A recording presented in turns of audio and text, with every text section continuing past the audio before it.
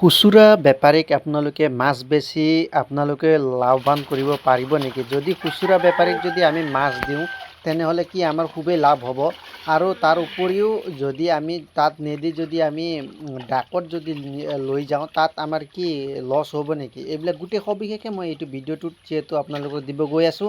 নমস্কাৰ, Raju village poultry farm business গ্ৰ' YouTube চেনেলটোলৈ আৰু এটা নতুন ভিডিঅ'টোলৈ আপোনালোকক পুনৰ স্বাগতম জনাইছোঁ। প্ৰিয় ফাৰ্মাৰসকল, যদিহে ভিডিঅ'টো চাই যদি আপোনালোকক ভাল লাগে আৰু আপোনালোকক লাভদায়ক হিচাপে পায় তেনেহ'লে আপোনালোকে ভিডিঅ'টো লাইক, শ্বেয়াৰ, ছাবস্ক্ৰাইব কৰাৰ উপৰিও নিজৰ বন্ধু বান্ধৱীসকলক ভিডিঅ'টো শ্বেয়াৰ কৰি আৰু তলত থকা বেল আইকনটো বজাই ৰাখিবলৈ একেবাৰে নাপাহৰিব। প্ৰিয় ফাৰ্মাৰসকল, এতিয়া চাওক, যিহেতু মই একেদিন বহুতকেইটা মাছ যিহেতু মৰিলে, তাৰপিছত মই গোটেই চূণ তুণ মাৰি কেনে গোটেই ভাল হৈ গ'ল, ক্লিন হৈ গ'ল পানীকেইটা। এতিয়া মই যিহেতু মাছ এইবাৰ মই বিহুত যিটো মাছ বেচিলোঁ 30-40 হাজাৰ টকাৰ মাছ বেচাৰ পিছত মই এইবাৰ বেচা নাই। কিন্তু এইবাৰ ৰিচেণ্টলি মোৰ অলপ টকাৰ অসুবিধা হোৱাৰ কাৰণে প্ৰিয় ফাৰ্মাৰসকল মই আকৌ মাছ বেচিছোঁ।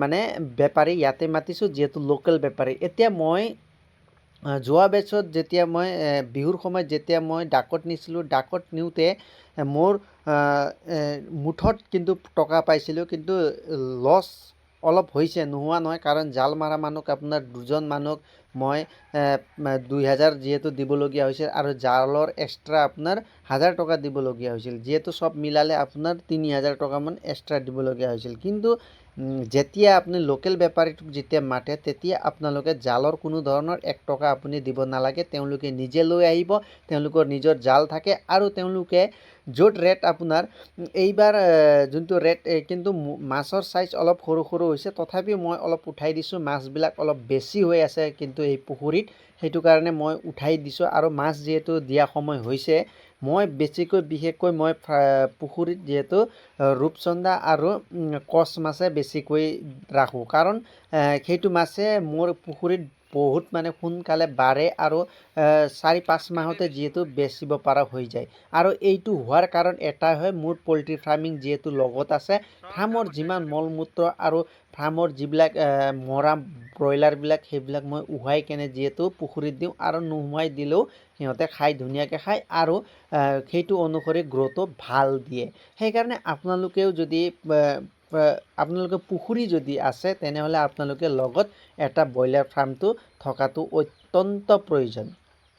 এতিয়া মই লোকেল বেপাৰীক যদি মাছ দিওঁ, এতিয়া মোক ৰেট কিমানকৈ দিছে? হয় প্ৰিয় ফাৰ্মাৰসকল, লোকেল বেপাৰীক যদি আপুনি মাছ দিয়ে, যদি আপুনি নিজে গৈতো বজাৰত বেচে তেতিয়াহ'লে 200ৰ ওপৰতে যিহেতু মাছৰ দাম আছে, যিহেতু এইবিলাক লোকেল মাছ আৰু তলত একেবাৰে আহি নপৰে।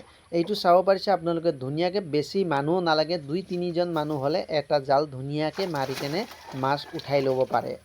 এতিয়া বেপাৰীয়ে দিনত কিমানকৈ নিয়ে? হয় প্ৰিয় ফাৰ্মাৰসকল, বেপাৰীয়ে দিনত মিনিমাম তাৰ যোনটো লৈ আহে, যি আপোনাৰ মাছ ঢালিবলৈ যোনটো কেৰাহী নাইবা এইটো লৈ আহে, তাত আপোনাৰ মিনিমাম 50 কেজি, 30 কেজি 35 কেজি খায়। আৰু তাৰ লগতে সি মোনাত এক্সট্ৰা ভৰাই কেনে দিনত সি 50 কেজিকৈ যিহেতু কাটিং কৰে। 50 কেজি তেওঁ এতিয়া আমাক নিজে, সি যেতিয়া দাদাজনে যেতিয়া নিজে জাল মাৰিব, যিহেতু আমাৰ ইয়াত আহিছে, নিজে জাল মাৰিব আৰু নিজে কষ্ট কৰিব, সেইকাৰণে আমাক ৰেট 180 টকাকৈ যিহেতু তেওঁ আমাক ৰেট ধৰি দিছে। যিকোনো মাছ এক্সেট্ৰা মাছ যোনটো আপোনাৰ কচ থাকিব পাৰে, তাত ৰূপচন্দা আৰু তাৰ লগতে আপোনাৰ ৰৌ, মিৰিকা, আপোনাৰ কমল কাট, গাছ কাপ, এইবিলাক এভাৰেজত, চিলভাৰ কাপ, ভকুৱা, এইবিলাক এভাৰেজত যিহেতু ধৰিব। এইবিলাক মাছ যোনটো এইবিলাক ৰৌ, মিৰিকা যিবিলাক মাছ, এইবিলাক মাছ মোৰ এই পুখুৰীত ইমান মানে আপোনাৰ নাবাঢ়াৰ ৰিজন এটাই হয়, কাৰণ এই পুখুৰীত মানে বেছিকৈ মানে ৰূপচন্দা আৰু কচ মাছে বহুত বাঢ়ে। বাকী মাছবিলাক ইমান মানে বাঢ়া দেখা নাই যিহেতু মই, সেইকাৰণে মই এইবিলাক মাছ গোটেইখিনিয়ে মই তুলি দিম। কাৰণ এইবিলাক মাছ মই ৰখা এটাই ৰিজন আছিলে, কাৰণ আলহী আহিলে যিহেতু খাব পৰা যাব, তাৰ উপৰিও নিজেও অলপ ভাল মাছ এটা খাব পৰা যাব, সেইটো চৰ্ততহে মই ৰাখিছোঁ। কিন্তু এইবাৰ মই গোটেইখিনি মাছ উঠাই দিম আৰু গোটেইখিনি মাছ মই বেচি দিম। এতিয়া 3 দিনত কণ্টিনিউ দাদাজনে আহি আছে, তেওঁ মাছ মাৰি আছে। তেওঁক যিবিলাক মাছ সি বাছি বাছি যিহেতু নিছে, যিবিলাক ক্ৰছৰ যিহেতু চাইজ আপোনাৰ 1 কেজিৰ ওপৰত আছে, এইবিলাক গোটেই চাইজ 1 কেজিৰ ওপৰত, আৰু কিছুমান আপোনাৰ যিবিলাক গাছ কাপ 1 কেজিৰ ওপৰত আছে। ৰূপচন্দা 700, 800, 900 আৰু কিছুমান 1 কেজিৰ ওপৰত আছে। এনেধৰণে কৰি মই তিনি দিন লৈ, যিহেতু আজিও যিহেতু দাদাজনে আহিব, যোৱাকালিও যিহেতু মাৰা গৈছিলে, এনেকৈ মই 3 দিন যিহেতু তাৰ আগত 3 দিন যিহেতু মই 1.5 কুইণ্টেল যিহেতু মাছ দি দিলোঁ। এতিয়া 1.5 কুইণ্টেলত যদি মই হিচাপ কৰোঁ, মই 1.5 কুইণ্টেল ওপৰত আছে যিহেতু মই এটা মোটামুটি হিচাপ দিছোঁ, মই 30,000 টকাৰ বৰ্তমানলৈকে মাছ বেচিলোঁ। এতিয়া মোৰ লাভ কিমান হৈছে এইটো মই আপোনালোকক কৈ দিওঁ। কাৰণ মোৰ যি পোনা এবাৰে দিছোঁ, তাৰপিছত মই এবাৰ দিছোঁ মই 20,000 টকাৰ, পিছত দিছোঁ মই 5,000 টকা। তাৰ পৰা মই পোনা একেবাৰে মেলা নাই, যিবিলাক দিছোঁ গোটেই ডব পোনা দিছোঁ। আৰু এইবিলাক ৰৌ মিৰ্গা যিবিলাক দেখা পাইছে, এইবিলাক মই সৰু সৰু পোনা যিহেতু প্ৰথম দিছিলোঁ, নজনাৰ কাৰণে দিছিলোঁ। সেইকাৰণে মোৰ পুখুৰীত যিহেতু পানী কোনো দিনে নুশুকায়, সেইটো কাৰণেহে দিছিলোঁ। কিন্তু তাক যেতিয়া ৰূপচন্দা কচ মাছেও যিহেতু সৰু সৰু মাছ পোনাবিলাক খাই দিয়ে, সেইটো কাৰণে যেতিয়া খাদ্যৰ অভাৱ হয় তেতিয়া খাই দিয়ে। সেইকাৰণে মই এইটো পুখুৰীত এইবিলাক মাছ গোটেইখিনি ওলাই দিম। আৰু মোৰ লাভ হোৱা এটা ৰিজন আছে, কাৰণ মোৰ যিহেতু ফাৰ্মিঙত আপোনাৰ ব্ৰইলাৰ ফাৰ্মত যিমানখিনি আপোনাৰ লিটাৰবিলাক মই কি কৰোঁ, চালি কেনে ৰাখি দিওঁ। যিবিলাক গুবিলাক ফ্ৰেছ যিবিলাক লিটাৰকেইটা গুকেইটা মই চালি ৰাখি দিওঁ। তাৰপিছত মই কি কৰোঁ, সেইবিলাক যেতিয়া শুকাই কিনেও বস্তাত ৰাখি দিওঁ, তাৰপিছত মই ধুনীয়াকৈ মাছক দিওঁ। গোটেইখিনি মাছে খায়। আপোনাৰ তাৰ উপৰি মই গুড়া মই বহুত কমেই ইউজ কৰোঁ, একেবাৰে ইউজ নকৰোঁ বুলিও ভুল নাই। কিন্তু মই পৰাপক্ষত যিবিলাক ব্ৰইলাৰৰ যিবিলাক মৰ্টেলিটি হয়, সেইবিলাক মই ডাঙৰ যদি আছে তেতিয়া উহাই কিনেও দিওঁ, যদিহে নাই তেনেহ'লে আপোনাৰ ডাইৰেক্টলি দি দিওঁ। আপোনাৰ যিবিলাক লিটাৰকেইটা মই যিবিলাক এই বস্তাত ৰাখিছোঁ, সেইবিলাক গোটেইখিনি মই ধুনীয়াকৈ ছটিয়াই দিওঁ, লগত খলি মই ইউজ কৰোঁ। এতিয়া প্ৰিয় ফাৰ্মাৰসকল, আপোনালোকেও যদি ফাৰ্মিং যদি কৰে, লগত আপোনালোকে পুখুৰীটোত থকা অত্যন্ত প্ৰয়োজন। নহ'লে আপোনালোকৰ বহুত লছত সন্মুখীন হ'বলগীয়া হ'ব। এতিয়া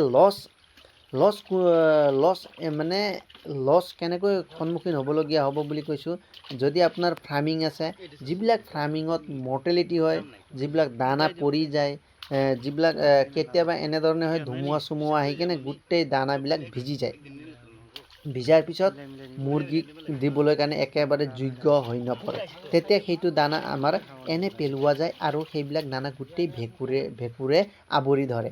সেইবিলাক দানা আমি ব্ৰইলাৰক খোৱালে আমাৰ ব্ৰইলাৰবিলাক যিহেতু বেমাৰ আহে, সেইকাৰণে সেইটো দানা আমি ক'ত ইউজ কৰোঁ, পুখুৰীত ইউজ কৰোঁ। সেইটো দানা আপোনালোকে জানেই, ব্ৰইলাৰৰ যদি দানা ইমান হাই প্ৰটিন আছে, আপোনাৰ মাছ ইমান সোনকালে বাঢ়িব। কোনো এটা দানাতে ইমান শক্তি নাই যে যোনটো ব্ৰইলাৰ, আপোনালোকে যদি বিশ্বাস নকৰে, আপোনালোকে ব্ৰইলাৰ দানা আপোনালোকে যদি পৰাপক্ষত ব্যৱহাৰ কৰক, মাছ ইমান ক্ষিপ্ৰ গতিত বাঢ়ে আপুনি ধৰিবই নোৱাৰিব। তাৰ উপৰিও আপোনালোকে লগত যদি আপোনালোকে যিবিলাক ব্ৰইলাৰৰ যিবিলাক লিটাৰকেইটা আপোনালোকে যদি তাত খলি ইউজ কৰি যদি আপোনালোকে দি দিয়ে, সেইটো খায়ো বহুত ভাল মাছবিলাক বাঢ়ি যায়। ইমান ধুনীয়াকৈ বাঢ়ে, আপোনালোকে ভাবিব নোৱাৰে। সেইটো যিহেতু মই নিজে কৰিছোঁ, আপোনালোকেও কৰিব বুলি মই আশা ৰাখিছোঁ প্ৰিয় ফাৰ্মাৰসকল। আৰু আমি এনেধৰণে যিহেতু এটাৰ লগত এটা জড়িত যদি ব্যৱসায় আমি কৰোঁ, তেতিয়াহ'লে আমাৰ কেতিয়াও লছ হোৱা সম্ভাৱনা একেবাৰে আহি নপৰে। ফিছ ফাৰ্মিং ইন আছাম, যিহেতু ফিছ ফাৰ্মিঙৰ যিহেতু আমাৰ অসমত যিহেতু জলবায়ু অনুসৰি আমাৰ ফাৰ্মিঙৰ কাৰণে, যিকোনো ফাৰ্মিঙৰ কাৰণে, ফিছ ফাৰ্মিং হ'ল, আপোনাৰ এই ব্ৰইলাৰ ফাৰ্মিং হ'ল, পল্ট্ৰি ফাৰ্মিং, আপোনালোকে যিকোনো ফাৰ্মিং, গড ফাৰ্মিং আপোনালোকে কৰাৰ কাৰণে বহুত যোগ্য যিহেতু হয়, সেইকাৰণে আপোনালোকে যিকোনো কৰিব পাৰিব, বায়'লজি যিবিলাক অনুসৰি। এতিয়া আমাৰ ক'বলৈ গ'লে মাছবিলাক যিহেতু যিবিলাক মাছ আপোনাৰ কিছুমান মাছ অলপ বাঢ়াত যিহেতু অসুবিধা হৈছে, সেইবিলাক মাছ গোটেইখিনি ওলাই দিব। যদি সেইবিলাক মাছ ওলাই নিদিয়ে, সেইবিলাক মাছে গৈ কিনে পিছত একেবাৰে মানে গ্ৰ'থটো একেবাৰে নহ'বই আৰু লছত সন্মুখীন হ'ব। সেইকাৰণে আপোনালোকৰ যদি ফাৰ্মিং থাকে তেনেহ'লে আপোনালোকে পৰাপক্ষত ৰূপচন্দা, কচ আৰু পৰাপক্ষত আপোনালোকে ৰৌ, মিৰ্গা, গাজ কাপ, ভকুৱা আৰু এইবিলাক কাটলা আৰু আপোনাৰ আৰু বহুত কেইটা মাছ আছে। আপোনালোকে সেইবিলাক মাছ কম পৰিমাণে দিব, একেবাৰে বেছি নিদিব। যোনটো মই যিহেতু ভুল কৰিছোঁ, কাৰণ মই আগত নজনা কাৰণে দিছোঁ, সেইকাৰণে আপোনালোকে সেইটো কাম নকৰিব। আৰু পৰাপক্ষত মই ৰূপচন্দা, কচ মাছে যোৱাবাৰেও বিহুত বেচিছোঁ, তাৰ আগতো বেচিছোঁ। মোৰ কিন্তু লছ একেবাৰে হোৱা নাই। এইবাৰ কিন্তু মোৰ টকাৰ অলপ অভাৱ হোৱাৰ কাৰণে সেইকাৰণে মই মাছ ওলাই দিবলৈ বাধ্যত পৰিছোঁ। কাৰণ এতিয়া মাছবিলাক সদায় মানে আপোনাৰ যদি জাল মাৰি থকা যায় তেতিয়া আৰু ভালকৈ যিহেতু মাছবিলাক ডাঙৰ হ'ব আৰু বাঢ়াত সহায় কৰিব। এতিয়া আপোনালোকে চাব, মাগুৰ মাছো আপোনালোকে দেখা পাইছে। এইবিলাক মাগুৰ মাছো যিহেতু মোৰ পুখুৰীত আছে, কাৰণ লগত যিহেতু আপোনাৰ যদি পুখুৰী আছে, লগত যদি আপোনাৰ দলনি বাৰী আছে, দলনিৰ পৰা যিবিলাক মাছ আপোনাৰ কাৱৈ, মাগুৰ এইবিলাক গোটেইখিনি আপোনাৰ পুখুৰীত সোমাই পৰিব। বৰ্তমানলৈকে মই 3 দিনত যিমান কমচে কম 2-3 কেজি যিহেতু মাগুৰ মই ষ্টক কৰি ৰাখিছোঁ। এইবিলাক মাছ মই একেবাৰে নেবেচোঁ, কাৰণ মাগুৰ মাছৰ যিহেতু মূল্য বহুত আৰু বহুত টকা যিহেতু দাম আছে। সেইকাৰণে মই নিজে খাবলৈ কিন্তু মই মাছটো ৰাখি দিওঁ, বেপাৰীকো মই কেতিয়াও নিদিওঁ। আপোনালোকে দেখা পাইছে মাছকেইটা, কিছুমান সৰুও ওলাই দিছোঁ আৰু এইবিলাক মাছ কিছুমান সৰু একেবাৰে বাঢ়া নাই, সেইটো কাৰণে মই ওলাই দিবলৈ বাধ্যত পৰিছোঁ। আপোনালোকেও যদি এনেধৰণে যদি ফাৰ্মিঙৰ লগত যদি আপোনালোকে ব্ৰইলাৰ ফাৰ্মিং কৰে, ব্ৰইলাৰ ফাৰ্মিং আৰু মাছ ফাৰ্মিং যদি একেলগতে কৰে, যোনটো আপোনাৰ মীন পালন কৰে, তেতিয়াহ'লে খুবেই লাভ হ'ব। আৰু এনেধৰণে দেখা পাইছে আপোনালোকে 2 কেজি যিহেতু তেওঁলোকে 2 কেজিকৈ যিহেতু কাটা তেওঁলোকে মাৰে। আপোনাৰ কাটা কৰোঁতে আপোনালোকে সাৱধান যিহেতু হ'ব লগা খুবেই প্ৰয়োজন। কিন্তু যদিহে আমি কাটাত যদি আমি একেবাৰে মন নকৰোঁ, তেনেহ'লে তেওঁলোকে আমাক ঠগিবও পাৰে। সেইকাৰণে আপোনালোকে নিজে সতৰ্ক হোৱাটো খুবেই প্ৰয়োজন, কাৰণ ব্যৱসায়ত কাকো আপোনালোকে বিশ্বাস কৰিব নোৱাৰি। প্ৰিয় ফাৰ্মাৰসকল, এতিয়া মই এইটো ভিডিঅ'টো বনোৱাটো উদ্দেশ্য এটাই, আপোনালোকে যদি ব্ৰইলাৰ ফাৰ্মিঙৰ লগতে যদি মাছ ফাৰ্মিঙো যদি আপোনালোকে লগত লৈ যায়, তেতিয়াহ'লে আপোনালোকে 2 ছাইডৰ পৰাই প্ৰফিটেবল হ'ব। তাৰ উপৰিও আপোনালোকে কি মাছ দিব সেইটোতো যিহেতু মই কৈয়ে দিলোঁ। আৰু মই এইবাৰ মই কিয় মাজত মই 3 মাহৰ আগতে যিহেতু মই বেচিছোঁ, আকৌ মই মাছ যিহেতু বেচিবলৈ ওলাইছোঁ, আপোনালোকে দেখা পাইছেই। যিহেতু আপোনালোকে দেখা পাইছে, খাবলৈ যিহেতু এইবিলাক মাগুৰ মাছ আপোনালোকে দেখা পাইছে, 8জনীমান যিহেতু মাগুৰ মাছ আছে। তাৰ উপৰিও গাজ কাপ এটা ৰাখিছোঁ আৰু ৰূপচন্দা মাছ যিহেতু মানে গাঁৱত এজনক দিবলৈ যিহেতু ৰাখিছোঁ।